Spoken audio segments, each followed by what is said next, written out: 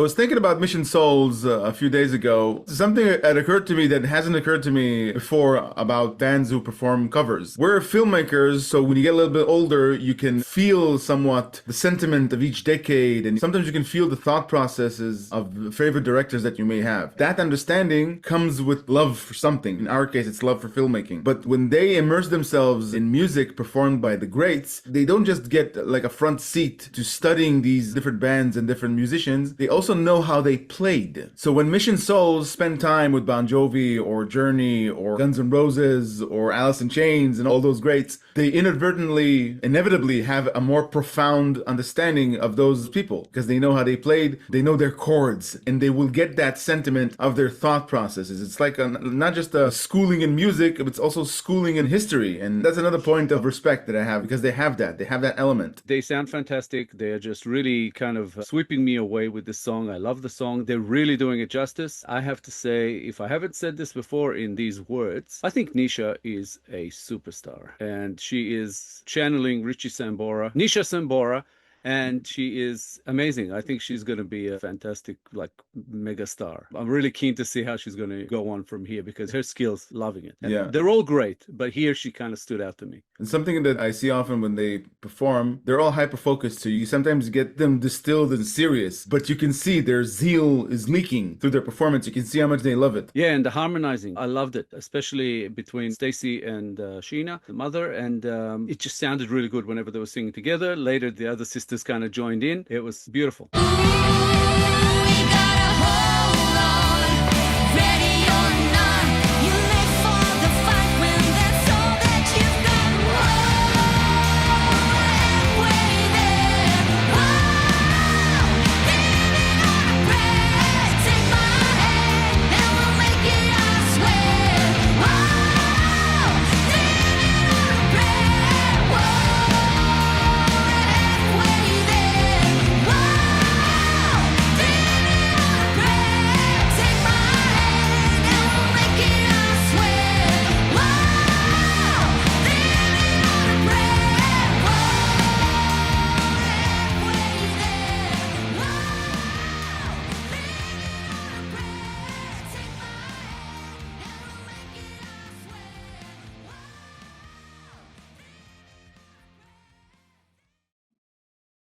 That was a beautiful performance. It's a song that is hard to not like. It's a signifier in my head of that era, of my early childhood. There are many songs that are signifiers, but that's one of them. I can't listen to this song without remembering that time. And it's interesting to think how cemented that era is going to be in their minds. When they get a little life experience, they have a more in-depth outlook on those decades and the different bands that they love so much and that they play. It's fun for me to think about how these bands are going to be a staple in their lives. And they're like at least 2 generations after us. They're all fairly young people, and what we hold dear, us 2 dinosaurs, they'll have it too, like an echo of that as well. It's funny that you went there because as you were talking about it, it kind of came to mind that when this song came out, I was roughly their age. Like, I remember that time very clearly, and this song had a lot to do with it because I really love that song, that album. I used to listen to it a lot, and I like seeing them today, a million years later, enjoying it and showing it kind of respect and excited about it, even though it's from that far back. I loved actually seeing Isaiah drumming here. He was really like into it, focused, energy, just a beautiful performance. I think that there's something about these kids. I've mentioned before, and we've copped a little bit of flack for it in the comments, that we're looking forward to seeing their originals. And it's not really a slight on the covers. It's more about getting to know them better, to find out who they are, what they have to say, what they want to say, and not just hearing them through other people's songs. I want to know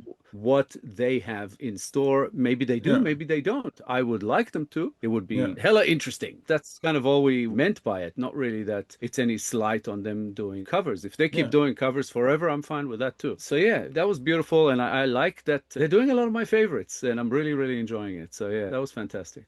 Yeah, it was never a slight. It was about curiosity because you get to ponder on them. You get to think, oh my God, they're playing this amazing music. You can't help but have respect for not just the fact that they're playing it, but why they're playing it. There's a reason why they're covering all these awesome artists. It has something to do with their love for these artists, I guess. They look like they're hyper focused. They look like they're enjoying every second of it, and so are we. Thank you, EJ, for this awesome request and for actually putting it out to the rest of the community. And thank you to everyone who voted. Great choice. We love this song. Again, EJ, thank you so much. Keep it coming. Thanks a lot. Thanks, EJ, for requesting Mission Souls again. We love reacting to this band. More like this will be much appreciated. And thank you for your support. If you enjoyed this episode, guys, please be sure to like, subscribe, comment, and click the little bell icon so you get notified on all our future videos. If you have a song in mind you'd like us to react to, please make your request through Buy Me a Coffee. The link is at the top of the description below. Thank you all for sticking with us. Thank you all for your time. As always, our Mission Souls Reactions playlist should be up on the screen sometime about now. Please give it a click and check them out. These kids are amazing, as are the parents. Thank you guys so much for all the support you're throwing our way. We appreciate you. We'll be back in a couple of days with a new episode. We hope to see you all then. Thanks a lot, guys. Bye for now. Bye, guys.